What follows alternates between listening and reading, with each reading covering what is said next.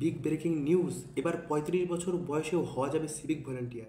Everyone and welcome back to my channel. তোমার শরীর বিশ্বে তোমার শরীর ব্লগস প্রো আমার স্বাগত, নমস্কার।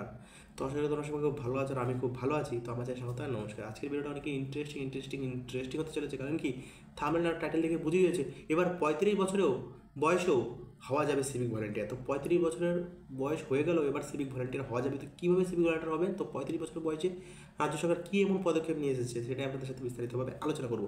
তো আমার চ্যানেল সাবস্ক্রাইব করতে তোমরা সাবস্ক্রাইব আর বেল আইকনটা প্রেস করি। চলুন বেশি কথা না বলে চলে যায় টিভি।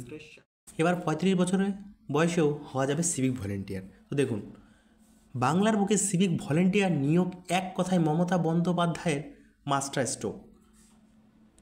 এক পথে হেঁটে তিনি রাজ্যে কর্মসংস্থানের একটা বড় দরজা খুলে দিয়েছেন।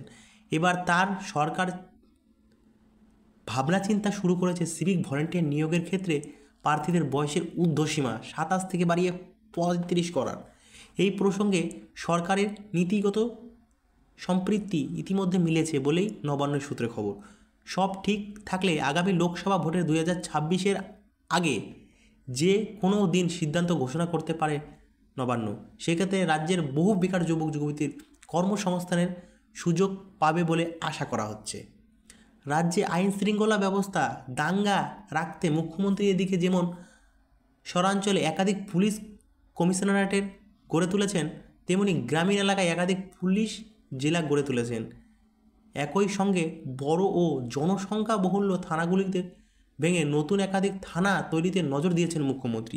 জোর করে দেওয়া হচ্ছে মহিলা থানা এবং সাইবার থানা খোলার ক্ষেত্রে।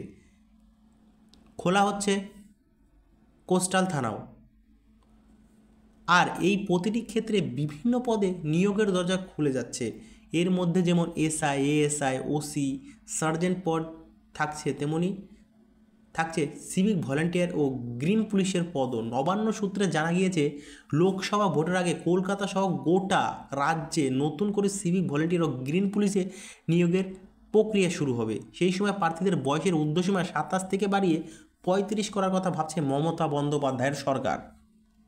সিভিক ভলেন্টিয়ারদের একাধিক দাবি পূরণের ব্যাপারে দীর্ঘদিন ধরে সক্রিয় রাজ্যের পুলিশ ওয়েলফেয়ার বোর্ড এ সম্পৃক্তি। তারা সিভিক ভলেন্টিয়ার নিয়ে সরকারের কাছে লিখিত দাবিপত্রও পেশ করে। তারপর জানা যায়, সিভিক ভলেন্টিয়ারদের নিয়োগের ক্ষেত্রে রাজ্য সরকারের নীতিগতভাবে বয়সের ঊর্ধ্বসীমা বাড়তে সম্পৃক্ত হয়েছে।